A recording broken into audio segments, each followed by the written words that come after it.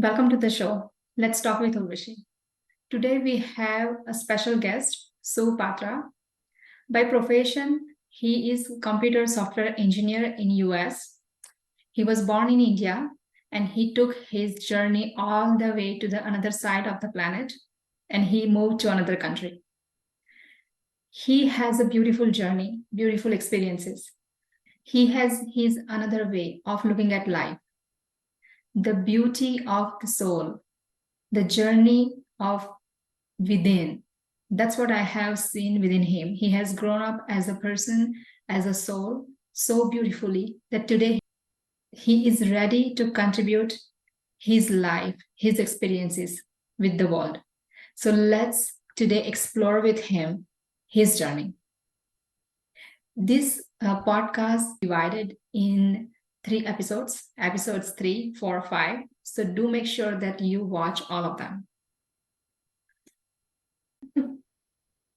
I was that bad in English, so I never had any I was not good at grasping those anything.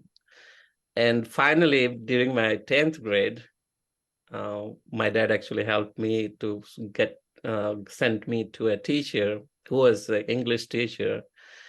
He actually he did a one-on-one training and coaching with me just to get me up to a level so that I can at least get 40-50% mark. He was not pushing me too much because he knew that I'm really not good at this compared to others, where others were getting 90 plus in every subject. I was getting like 40-50%. Yeah. Why I remember, so you shared with me one story of your mom, that Mhm. how powerful or how like smart she was doing her part of life as a mother or as a wife. Do you want to share that story? Because that it was like I was impressed by just thinking that how a woman who does not know the outside world but still she knows how to navigate the life. Yeah. She had a bigger role in my life for practicing a lot of the things that she kind of enforced, not enforced, I would say inspired. Uh, she used to wake me up, other siblings too. It was just her normal routine. Like she used to wake up 4, 5 o'clock in the morning. She would just cook uh, for that day, start cooking or making. She used to knit sweaters and mostly sweaters for us. Um, I still have those sweaters, whatever she made in India, not here. But she used to make sweaters, caps, gloves for everybody. Mhm. And that is why she used to wake up. But that was her excuse, probably, to give us company. Mhm. She used to wake us up early morning and force us to just study in the morning. Um, and I'll be like dozing off, sitting there, reading, looking at the book. I remember those days. But those at the time, like I got used to morning routines because she was doing it. Now I see it as a like inspiration. Mhm. That she fed it in such a way that it's in my system. So Mhm. I wake up early, so I'm a morning person too. I cannot say about my siblings, but I know that it is in me. Yeah, those are her contribution towards how she nurtured us.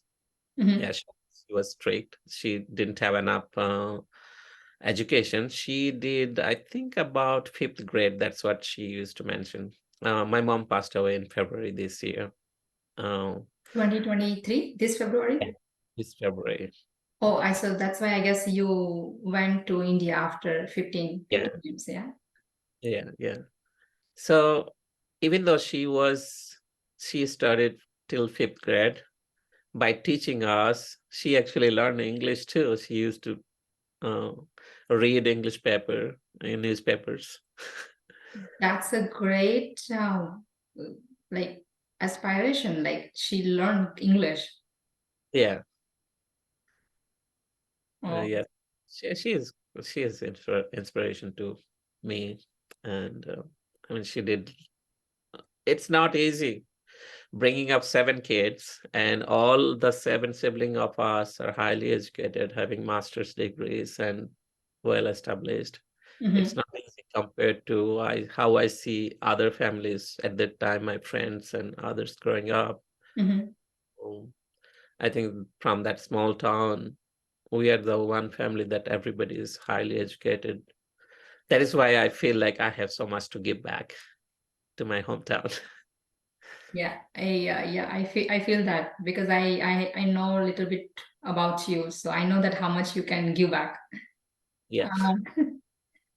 Um, now that you finished your studies, you moved to Pune, you were working there, and then you got opportunity to move to US.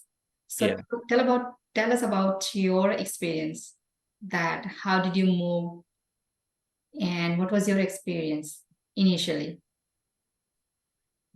Initial experience, yeah, I was excited, nervous too, getting out of the country and flying all by myself. Yeah, I remember traveling. It was France Airlines. France Uh, Airlines. Okay. yeah, I remember that because I was flying over France, and it was February 28th. So flying over Paris, looking at the Eiffel Tower, Good.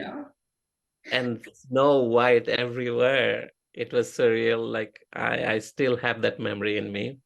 I never been there in person. Like I never visited there, but that is the first and last time I have seen. I don't know if I would ever visit there, but I've seen that beauty. Like um, that was the first time I saw snow. I never saw snow before, Mhm. and after that I landed in US. That uh, landing in US, the first thing is still in my memory, the experience, that feeling. I was smelling cheese everywhere. I think I can correlate it because when I moved to here Canada, I was smelling coffee everywhere. Like you know that Ah. coffee everywhere because everything is like the heating time when I moved into winter. So I exactly know what you're saying. I can still connect it whenever I walk into any pizza store. I smell it connects me to that feeling of landing first time and the smell of cheese everywhere. Yeah, after that, yeah, I wanted to say that I lost my luggage during the connecting flights within US after immigration and all. I didn't know that I have to pick up my luggage. Okay. I left it. I took the flight to St. Louis. I was coming to St. Louis. Actually, it was um, Chicago somewhere. I did the immigration Mhm. and took the domestic flight to St. Louis. Then after I reached St. Louis, I was like, "Where is my luggage? It's missing." And yeah, I was without anything for a day. Like I got it back. The airlines got me my luggage back Mhm. uh, to the hotel. Yeah, that was my travel experience. Yeah, those days, right? We can't forget those time. Yeah, Yeah. So then, what happened to Sue when he started a new life, new work? What was your emotional state at that point? I was excited. I was looking forward to uh, do hard work because at that time my emotional state and my professional career was starting because Mhm. I started working in 99. Hmm. Yeah. And 2004, it was just 4 years. So I was just fresh into my career. Mhm. Uh, I was looking forward to, at that time, to build my career, work hard, and learn things that I didn't know. I was always learning because I was not a good student, but I am really good at computers, so good at software development and everything. And the real challenge for me was I never spoken English before. Like my job was my uh, where I started speaking English, to be honest. I never spoke English before. Like uh, even after graduation, when I was doing computers, at that time I actually started practicing spoken English. I even bought a book. I remember. Do you know those dummy guides to how to speak English? Yes, yes. I remember I had one book because I was so embarrassed because everyone was so fluent and I was coming from this small village, not able to speak English. Mhm. In It was embarrassing for me, and I was struggling a lot. But spoken English and speaking in an organization in multinational companies, talking to different customers from UK and US, it was difficult. But my first client in India, I was working for was P&O Ned Lloyd, a Mhm. shipping company. So that is where actually I slowly started having conversations with clients, and I think I picked up a little bit of UK accent Mhm. Okay. from there. And anyone who hears me first time, they think that I am from UK, from UK. London. Yeah. It's so now I after being in this many years, I can tell about the difference if somebody's from England or Yeah, US. You're correct. But that then, was the challenge, speaking English. So yeah, it was challenged not just from career, from every aspect, how to talk to people, how to uh, have conversations with clients. But I was lucky. I would say the way I was, even during that time, that my clients used to love me, even though I don't know how, but I always worked hard and had that relationship with clients.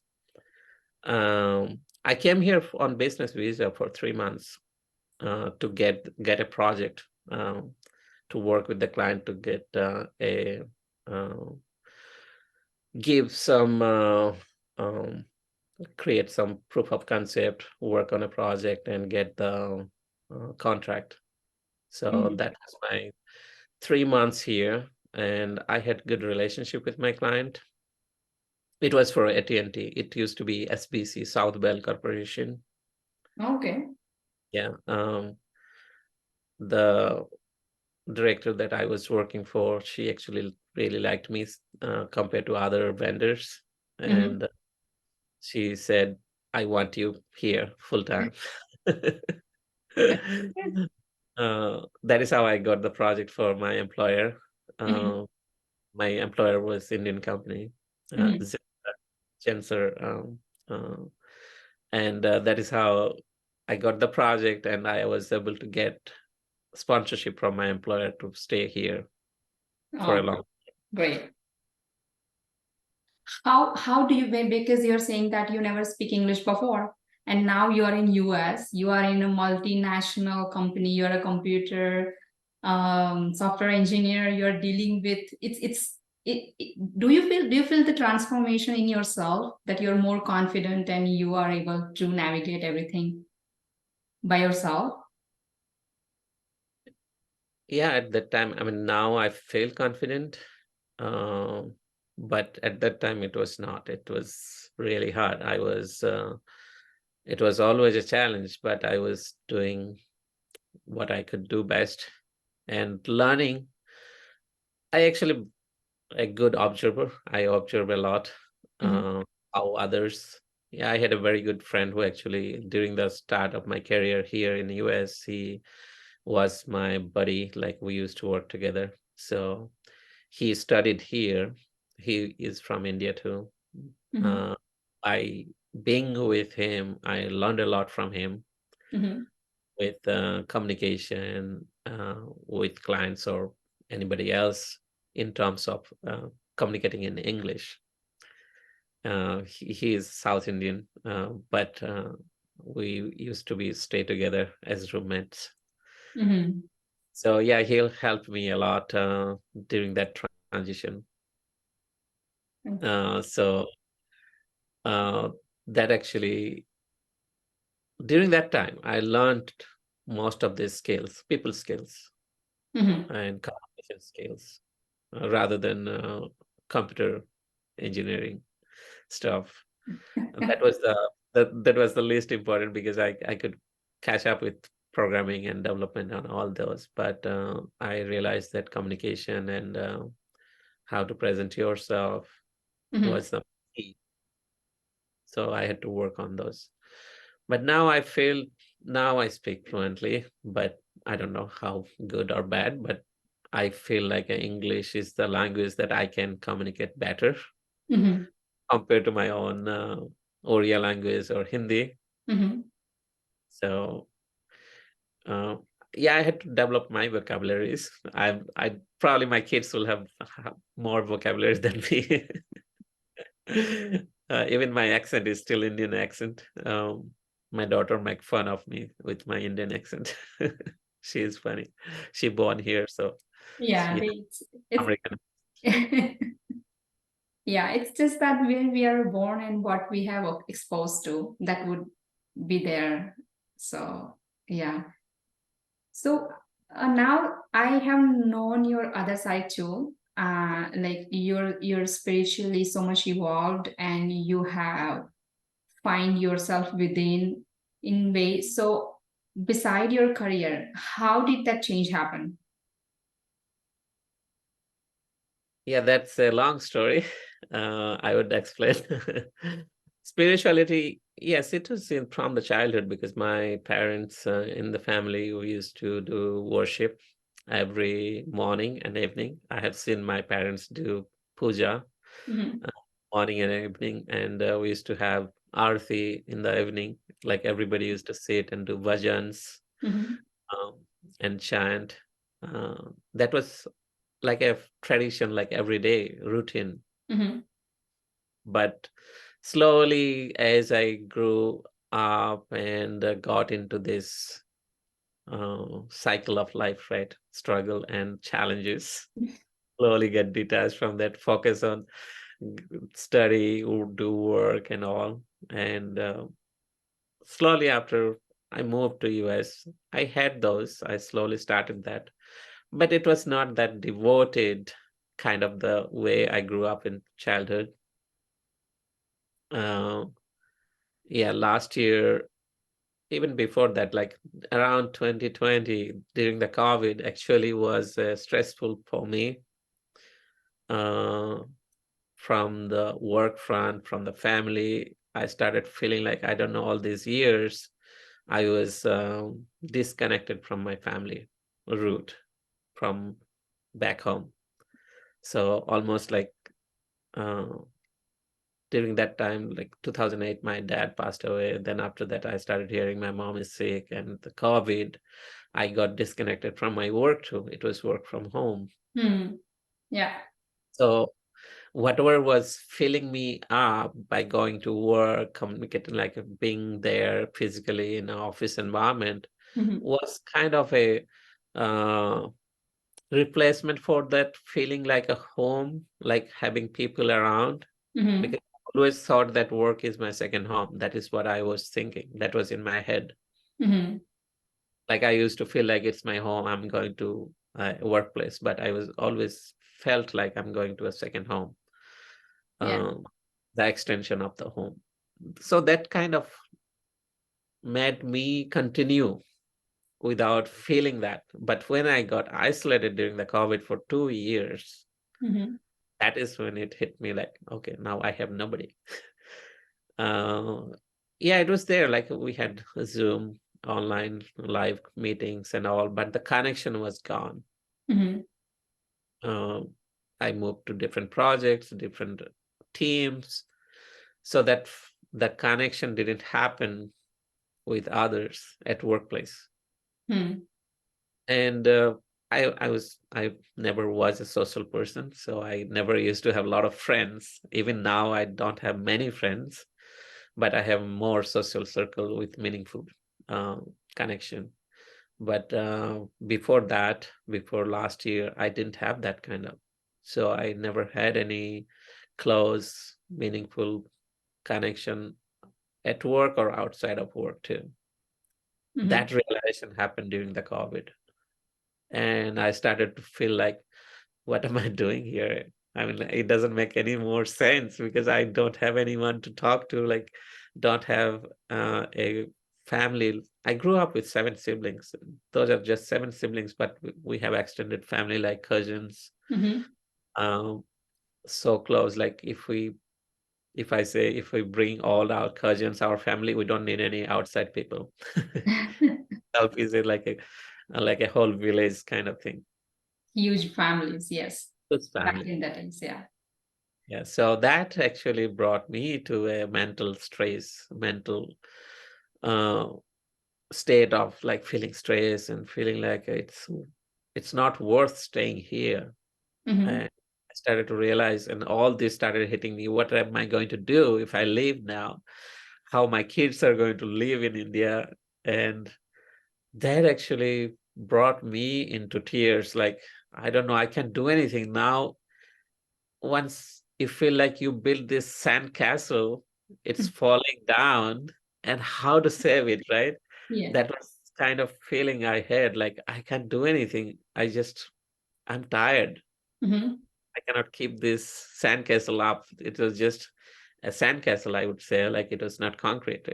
There is no feeling, like everything is falling apart.